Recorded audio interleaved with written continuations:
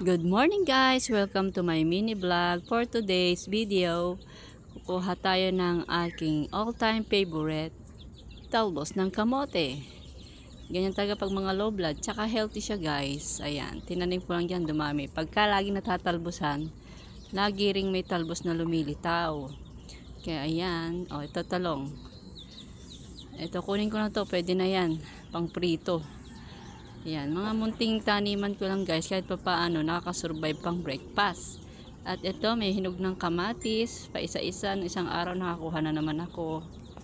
So ayan guys, nakakuha ko dyan ng mga 5. So pwede na yan guys, pang partner din ngayong breakfast. So ayan, sensya na kayo guys, hindi na ako tumawid. Inabot ko na lang. Kaya magulo ang aking video. Then ito, kumuha tayo ng itlog. Ayan, ang sipag ng manok ko ng mga itlog kasi sabi niya kukuha na naman si bossing. Ayan na naman. Ayan na guys ang nakuha natin. At eto na nga, nailuto ko na ang breakfast with bulad. Yan yung egg, pritong talong, yan. At kaping barako, then suka. Ayan ang talbos. Thank you guys. Good morning. Breakfast tayo.